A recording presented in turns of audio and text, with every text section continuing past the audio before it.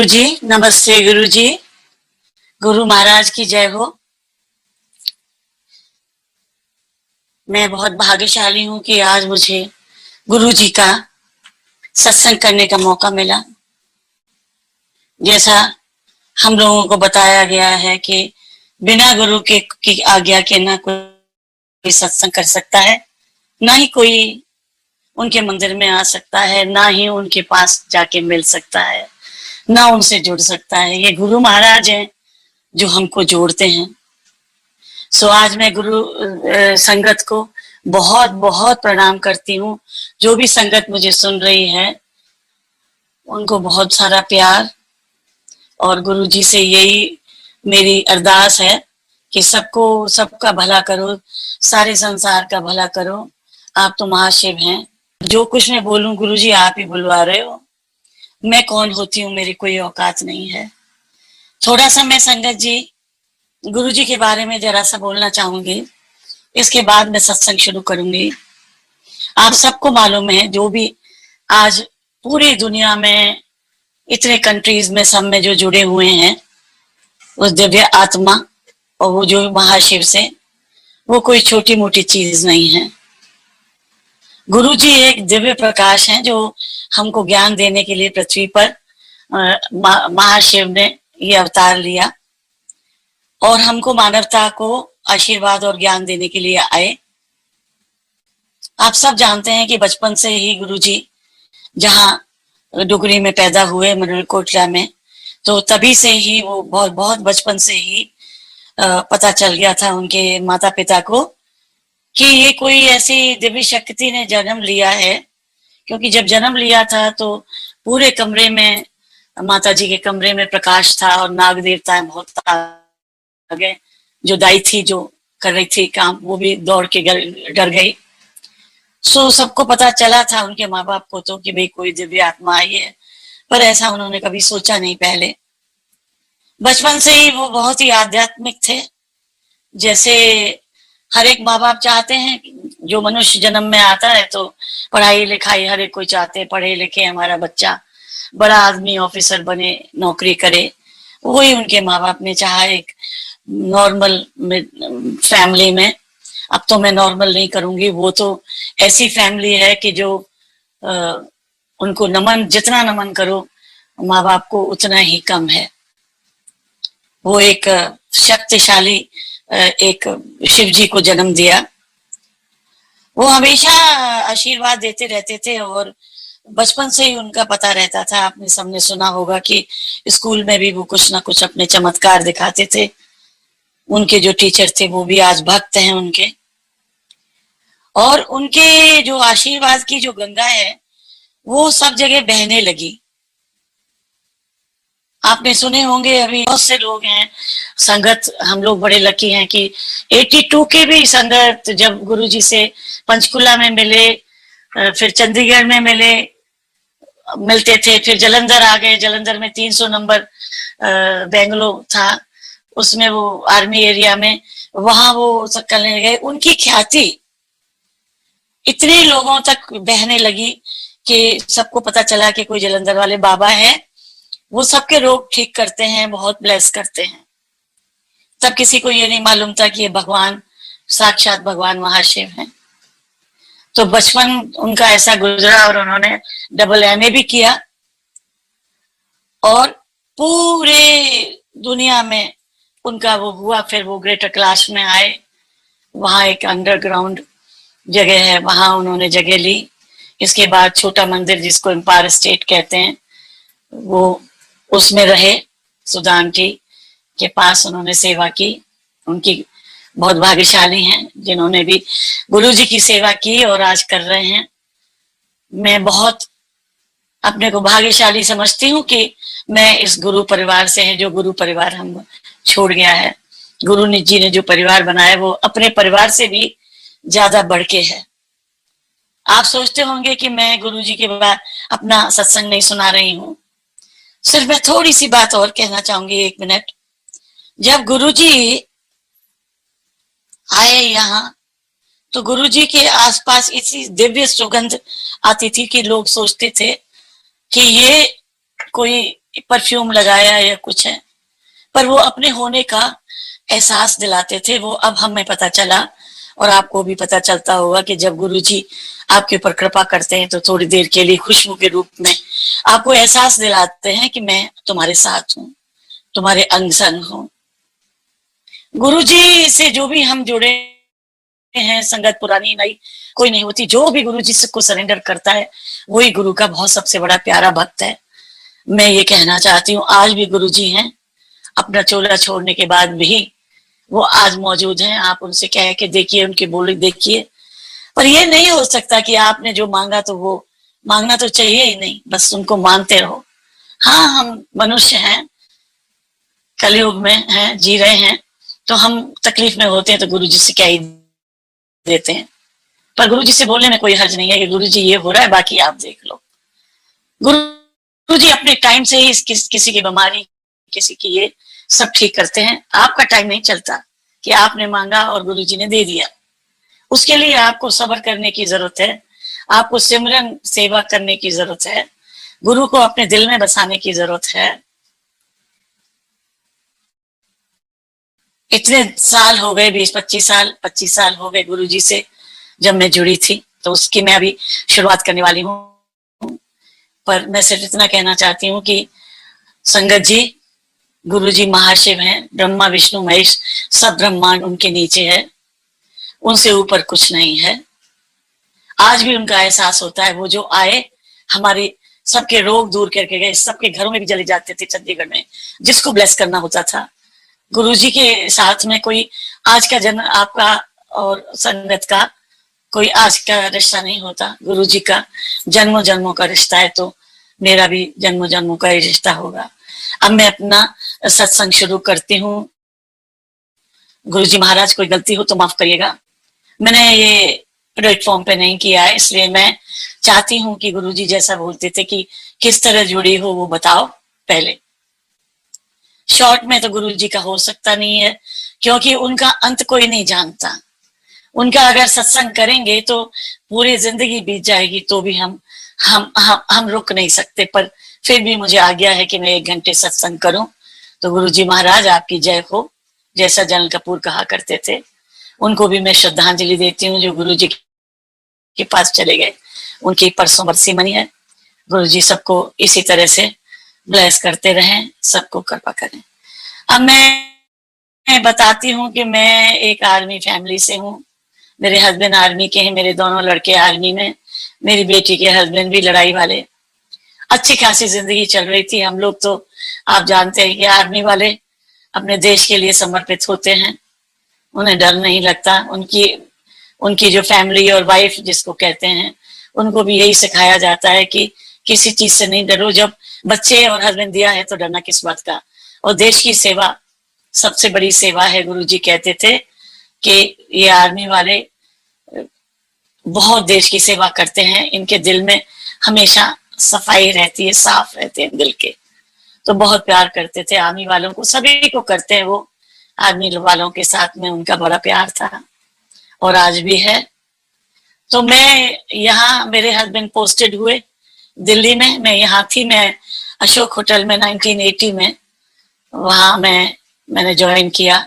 फिर मैं प्रमोशन होके सम्राट होटल आई।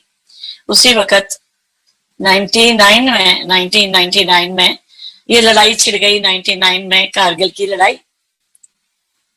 दोनों बच्चे मेरे उस टाइम कैप्टन थे और ये सबसे छोटा बेटा को पोस्टेड था श्रीनगर में। 6 महीने पहले उसकी शादी हुई। दिसंबर 98 में, अक्टूबर 98 में शादी हुई और मई में लड़ाई छिड़ गई। मेरे हस्बैंड ने मुझे फोन किया, मेरी बहू रानी अभी आ गई यहाँ, क्योंकि मैंने पूछा तुम क्यों से कश्मीर से आ गई हो, अभी तो वो बेचारे हनीमून पे ही थे। तो वो कहती है मम्मी पता नहीं, हमें मालूम नहीं। फिर मेरे हस्बैंड ने बताया, अंकल ने, कर्नल अंकल ने, कि लड़ाई छिड़ गई है। तो हम छोटू बोलते हैं प्यार से, तो वो चला गया है, राजीव लड़ाई के बॉर्डर पे चला गया है, तो अब तुम चिंता मत करो, तो ऐसे करके हमें पता चल गया। इसके बाद एक दिन आया, पता नहीं 26 तारीख थी शायद मई की, या हाँ, उस दिन लड़ाई छिड़ गई थी। तो ये पहला ऑफिसर था, वहां से उन्होंने शेलिंग शुरू की। आर्मी वाले सुन रहे होंगे तो मालूम है शेलिंग क्या होती है। इतनी शेलिंग शुरू हुई कि पहाड़ से वो शेलिंग कर रहे थे और सब लोग जो भी हमारी आर्मी लगी हुई थी उनके ऊपर शेलिंग आई। उसके अंदर मेरा बेटा भी जख्मी हुआ, उसके लेफ्ट कान से लेके और अंदर से वो शेलिंग के बड़े बड़े टुकड़े जाके माथे में अटक गए, आर पार हो गए और वो गिर गया और खूना खून हो गया, बेहोश हो गया। उसके साथ 8-10 और भी सिपाही थे, सोल्जर थे देश की से। वो गिर गया। इसके बाद उसको वहां से उठा के श्रीनगर भेज दिया गया। श्रीनगर में भेजते थे जो भी घायल होते थे, हेलीकॉप्टर तैयार करके लिया। आर्मी वालों का शुक्रिया जिन्होंने मेरे बच्चे को वहां पहुंचाया। वहां पहुंचे तो हमें यहाँ इन्फॉर्म किया जाता है पेरेंट्स को कि ऐसे ऐसे घायल हो गया है और काफी क्रिटिकल है। हमें बताया गया और हमें आने के लिए बोला।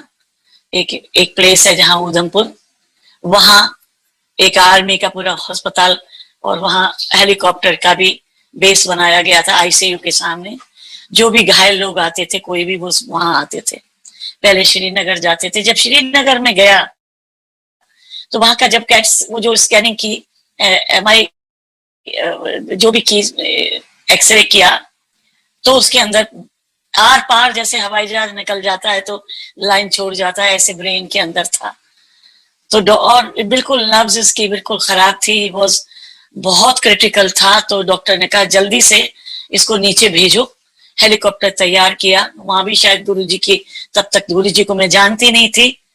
खाली मैं हमेशा से हमारे शिव जी ही भक्ति करती थी, व्रत रखती थी और हमारी फैमिली में भी इष्ट देवता शिव जी रहे। तो शिव जी की कृपा या गुरु जी वहीं पहुंच गए क्योंकि उनको ठीक करना था। तो ये इसको यहाँ लाया गया और उसी वक्त रात को इसका ऑपरेशन किया। और वो जो लेफ्ट कान की तरफ से पूरा सिर में काट के जितना हो सकता था सर्जन ने, न्यूरो सर्जन ने, उसके छर्रे निकाले टुकड़े, और कुछ छोटे छोटे टुकड़े अंदर रह गए थे। उनको वो पूरा ओपन करते तो वो खत्म हो जाता टेबल पे ही। इसलिए जितना रिपेयर हो सकता था कान के पीछे ब्रेन को काटा और उसको रिपेयर किया। लेफ्ट वाला कान के पीछे छोटा ब्रेन होता है और माथे में बहुत बड़ा टुकड़ा अटका था, वहां से भी काटा और उसको निकाला। और इसके बाद वो हम लोग पहुंच गए, ऑपरेशन हो चुका था। डॉक्टर ने हम लोगों को बुलाया, रात के 2 बजे थे। हमने पूछा कि क्या हाल है हमारे बच्चे का। कहते वो बहुत क्रिटिकल है, वो कोमा में चला गया है। हमने अपनी तरफ से पूरी कोशिश कर दी है, रिपेयर कर दिया। Now he is on oxygen and all other things जो भी होते हैं। वेंटिलेटर पे नहीं था वो क्योंकि 30 साल का बच्चा, ऑफिसर, और बड़ी हिम्मत होती है। तो कहते बड़ी हिम्मत वाला है और हमने रिपेयर कर दिया, आप फिक्र ना करें। वो पर कोमा में चला गया है ऐसा लगता है, क्योंकि जब हमने उसको बोला तो सिर्फ एक ही दफा उसने जवाब दिया, इसके बाद उसने कोई जवाब नहीं दिया। जब हमने पूछा कैप्टन व्हाट्स योर नेम, तो he never mentioned his own name. उसने अपने फादर का नाम बताया, जो आपका नाम बताया। इसके बाद उसने कोई, उसकी हरकत नहीं थी, ना आंखों में ना कुछ। ब्रेन डेड तो नहीं था पर बेहोशी में जैसे होते हैं कोमा में। हम वहां गए, डॉक्टर ने कहा हमने ऑपरेशन कर दिया है। मैंने कहा ऑपरेशन के बाद उठेगा तो क्या सब कुछ ठीक होगा, पैरालिसिस तो नहीं होगी? वो कहते हम कुछ नहीं कह सकते, कुछ भी हो सकता है। हाँ, इतना जरूर है कि हमने जब ऑपरेशन किया तो इसकी जो आंख की नर्व है वो हमने टच की है, तो हो सकता है ये देख ना पाए।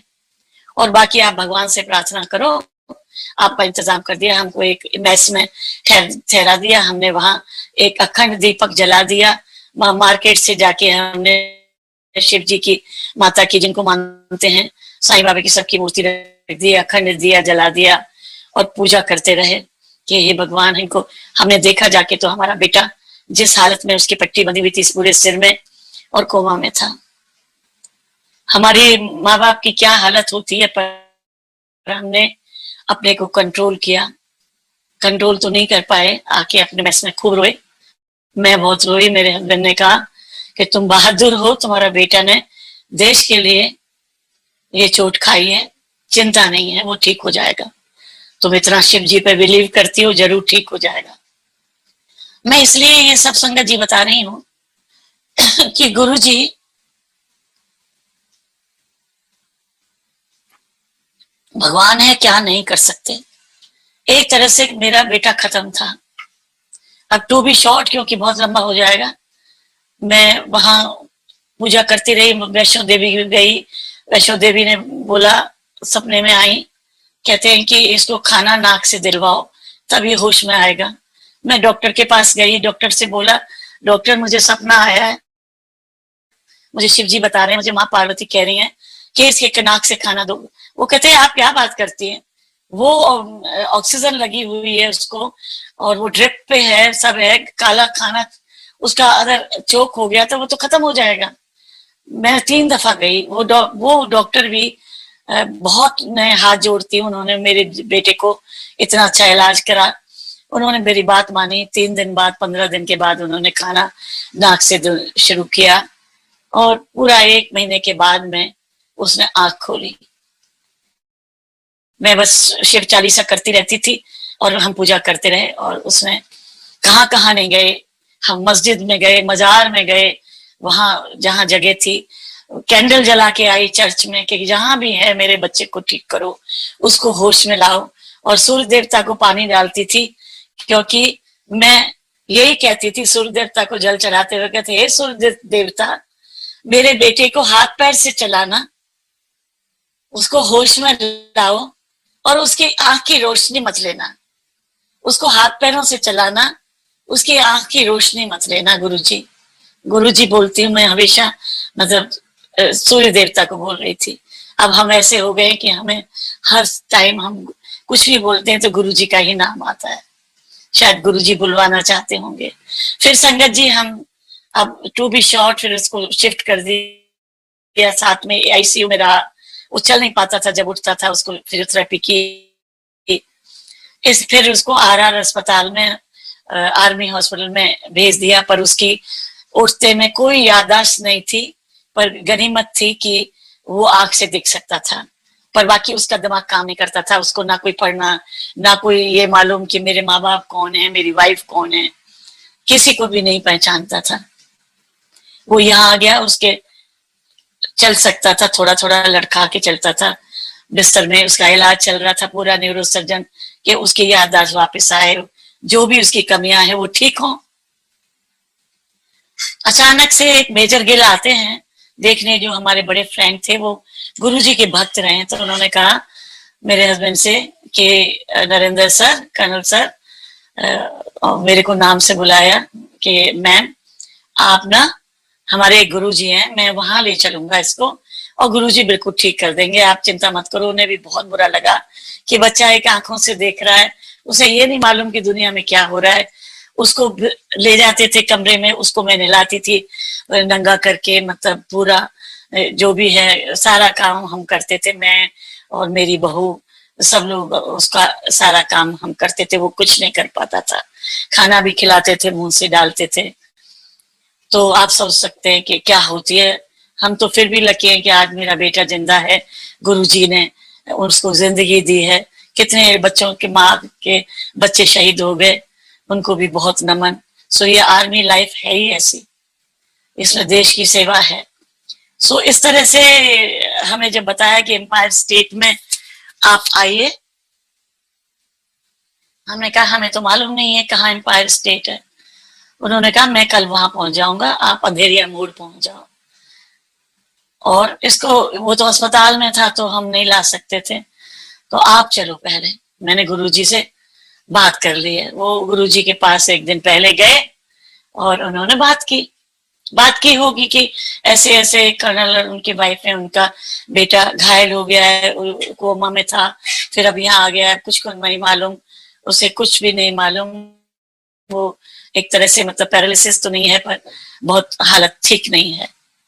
सो इस तरह हम दूसरे उसको ला नहीं सके वहां से, पर गुरुजी ने हमें बुलाया था, हम दोनों की।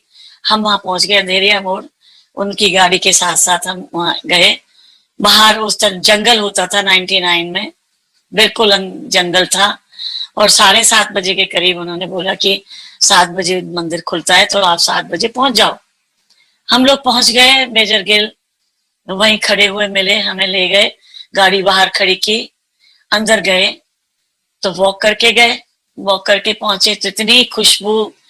वहां एक घर था सुधा आंटी का जो आज भी है एम्पायर स्टेट, जाते हैं हम, बंद भी होता है तो बाहर से दर्शन करके आते हैं कि गुरुजी तो रंग रंग में है, एक हवा में है, कण कण में है। सो इस तरह से हम वहां गए, वो हमें ले गए, हम ऊपर सीढ़ियों पे चढ़े, अंदर गए। हमने सोचा महात्मा हैं, गुरु हैं, तो खुशबू कोई अगरबत्ती वगैरह लगाई होगी। इतनी खुशबू संगत जी कि बता नहीं सकते। वो कुछ महक ऐसी थी जैसे कि हमने कभी वो देखा नहीं, जैसे कि पता नहीं कितने गुलाब के फूल डाल दिए हैं ट्रक भर के, और कोई गार्डन में आगे कुछ उसमें रजनीगंधा की भी स्मेल कुछ है। हम वहां गए, लाइन में कुछ काफी लोग आ चुके थे, हमें 7:30 बज गए थे, तो लाइन में कोई लोग नहीं थे। तो उन्होंने हमें पहले ही बता दिया था, मेजर गिल, भगवान उनको बहुत अच्छा रखे, उनकी तंदुरुस्ती, जिन्होंने हमें ऐसे पूर्ण गुरु से मिलाया। Let me have a glass of water. Sorry संगत जी, जब भी मैं ये बात करती हूँ तो कभी कभी गला चोक हो जाता है। इसके बाद में हम वहां गए, गुरुजी के जैसे भी बताया था कि माथा टेकना है, और मुझे तो मालूम है कि माथा टेकना क्या होता है। गुरुजी के पास पहले उन्होंने माथा टेका, और वो गुरुजी के लेफ्ट साइड में कान में कुछ कह रहे थे, और हमको भी वही बोला। मेरे अंकल ने माथा टेका, मैंने माथा टेका, जैसे भी था। मैं तो उनके पैरों में जो पैर थे बिल्कुल सॉफ्ट सॉफ्ट थे। उस वक्त उन्होंने कोई सॉक्स नहीं पहने हुए थे, गर्मियों का दिन था, और उनके जोड़े बाहर रखे थे। मैंने जोड़े पे भी माथा टेका। गुरुजी ने बहुत प्यार से देखा और हमें इतना सा बड़ा प्रसाद दिया। इतनी देर में जब उनको मेजर गिल सारी बातें बता रहे होंगे कि ये हैं, इनको लाया हूं, इनका बेटा है, गुरुजी मुस्कुराते रहे, देखते रहे। मेरे हस्बैंड ने अब बताया बहुत दिन बाद कि जब गुरुजी के मैंने चरण पे माथा टेका तो गुरुजी ने बोला, कर्नल उठ जा, सब ठीक होगा। तो गुरुजी ने तो पहले दिन ही हमें हमारे को तर कर दिया, तर दिया। इतनी तसल्ली किसी को दे दो तो उससे ज्यादा कोई बड़ी चीज नहीं है हमारे लिए। तो मैंने भी किया तो गुरुजी ने भी कुछ ऐसा ही बोला, पहले आना था, या तेनू पहले, बहुत पहले आना थी, ऐसे कुछ की पंजाबी में बोला। मुझे पंजाबी आती है तो मैं समझ जाती हूँ। तो गुरुजी ने कुछ, मैंने बोला कि कुछ आशीर्वाद दिया होगा। गुरुजी बहुत मुस्कुराए और गुरुजी ने इशारा किया, राइट साइड को बैठे। गुरुजी प्रसाद बांटा, उठाया और मुझे प्रसाद दिया। छोटे से छोटे छोटे हाथों में इतना बड़ा लड्डू दिया, और वो मेरे हाथों में नहीं आ रहा था। फिर पुरानी संगत ने कहा कि आप बाहर जाओ, बाहर जाके लड्डू को पूरा खाना, क्योंकि ये लड्डू ही आशीर्वाद है, ऐसा उन्होंने कहा। हमने बाहर जाके, और भी लोग खा रहे थे, तो हमने वो प्रसाद ग्रहण किया, पूरा खाया। मुझे मिठाई का वैसे भी शौक है, तो मैंने खाया, हाथ धोए, फिर हम गुरुजी के पास आके बैठ गए। और मैं निहारती रही गुरुजी को कि ऐसे गुरुजी जो एक महाराज की तरह, दिव्य शक्ति उनका ऑरा, लोग चुपचाप बैठे हैं और वो चल रहे हैं, शब्द चल रहे हैं बहुत सुंदर, और उन शब्द कानों में जा रहे हैं, शरीर के अंदर रम रहे हैं हम लोग। मैं तो हिप्नोटाइज हो गई। मुझे आज तक मुझे नहीं मालूम कि मैं कहाँ थी उस पहले दिन। बस मैं उन्हें देखती जा रही थी, उनकी नजर कहीं पीछे जाती थी, कभी हमको देखती थी। हर संगत ये सोचती थी गुरुजी मेरी तरफ देख रहे हैं। वो कभी तिरछी नजर से इधर देखते थे, कभी उधर, कभी मुस्कुरा देते थे। ऐसे लगा जैसे पहले दिन ही मुझे बार बार गुरुजी के चोले में जो बैठे थे, बहुत ही सुंदर मैरून कलर का चोला था, और बहुत ही सुंदर खुशबू, इतनी कोई अगरबत्ती थी नहीं वहां। तो मैं देखती रही और मैं बहुत खुश हो गई। मुझे लगा आज मैं बड़ी सही जगह में आ गई हूँ। तो और बार बार मुझे शिव जी दिखाई दे उनमें, ऐसे जटाधारी, ऐसे कुछ कर लगे। तो मैंने कहा मेरे दिमाग का शक है, शायद मैं उस वक्त नहीं जानती थी कि शिव जी के रूप हैं। मेरे को लगता था कि मैं शिव जी की पूजा करती, इसलिए बार बार शिव जी मेरे ध्यान में आ रहे हैं। सब लोग आंख बंद करे थे, मैं भी आंख बंद कर लेती थी, शिव जी नजर आते थे मुझे। तो फिर मैं ऐसे ही करके बैठी रही, गुरु जी को देखती रही, निहारती रही। इतने में चाय प्रसाद आया, पानी भारी पीते थे, चाय प्रसाद पिया। थोड़ी देर में शोर मचा, 9 बजे के करीब। सब लोगों ने, हमें तो मालूम नहीं था क्या करना, एक चटाई लगा दी गई और बीच में एक चटाई लगा दी, दो दो संगत आगे आमने सामने लाइन में बैठ गई और एक थाली में 8 रोटी और एक बहुत ही तीखी तीखी मिर्ची की चटनी, थोड़ा सा हलवा और दाल सब्जी थी। इतनी स्वाद का खाया हमने। मेरे अंकल थोड़े पीछे उधर बैठे थे, मेरे को गुरुजी ने राइट साइड को बिठाया, जहां आजकल बहुत बड़ा सा स्वरूप लगा है गुरुजी का लाल रंग का। और मुझे थोड़ी सी बैक में प्रॉब्लम थी, मेरा एक एक्सीडेंट हुआ था बहुत साल पहले, तो मैं उतना जमीन में बैठने में बैठ नहीं पाती थी। बैठती तो जाती थी, पर वहां मैं बैठ गई देखिए, और मैंने सहारा लेने की कोशिश की तो गुरुजी को मालूम होगा, तो उन्होंने मुझे ऐसी जगह बताई जहां मैं राइट साइड को मैं सहारा ले सकूं। इतना अच्छा लगा। इसके बाद में सब लोग आज्ञा लेके जा, सब लोगों ने कहा ये 2 रोटी है, ये आपको पूरी खानी है। सब्जी हम लोग साथ साथ खा रहे थे, इतना स्वाद का। और इसके बाद सारे लोग चले गए, जा रहे थे, तो मैं भी आज्ञा के लिए उठी, तो गुरुजी ने कहा कि रेणु आंटी आप बैठो, अभी बैठो, आप नहीं जाना, तुझसे नहीं जाना, ऐसे पंजाबी में बोला। तो मैंने सोचा इन्होंने रेणु आंटी बोला है मुझे, वैसे मेरा नाम रेणुका सिंह है, पर घर का नाम रेणु है, तो इनको शायद मेजर गिल ने बता दिया होगा। मैंने कहा ठीक है, ठीक है। मैंने हाथ जोड़े, तब मैंने गुरुजी नहीं बोला, मुझे नहीं मालूम था गुरुजी बोलना है। बाद में धीरे धीरे जाते रहे, तब हमने गुरुजी बोलना शुरू किया। मैं फिर बैठ गई, मेरे अंकल भी उधर बैठ गए दूसरी तरफ, वो बहुत सीरियस टाइप है, तो उधर बैठ गए, मैं बैठ गई। जब सब लोग चले गए तो से सुधा आंटी तो थी वहां, और अंकल थे, जोशी अंकल, और ये जितने भी थे गुरुजी के जितने भी सेवादार थे, 8-10 लोग, 1-2 फैमिली थी, उनको भी रोका हुआ था। जब सब चले गए तब गुरुजी ने बोला कि आप इधर आओ मेरे पास। तो मैंने हाथ जोड़े कि हाँ जी गुरुजी। तो कहते हैं कि आप ऐसा करो, पुत्र नु ला सकते हो, एक तो चिंता नहीं करनी। मैंने कहा नहीं गुरुजी, मैं आपके पास आ गई। मैंने अपने दिल में बोला कि मैं क्या चिंता करूं, मैं कुछ बोली नहीं उनके सामने, बिल्कुल बोल नहीं पा रही थी, बस उनको देखे जा रही थी, जो बोल रहे थे वो सुन रही थी मैं। कहते हैं पुत्र नु ला सकती है कि, मैंने कहा हाँ जी ला सकती हूँ।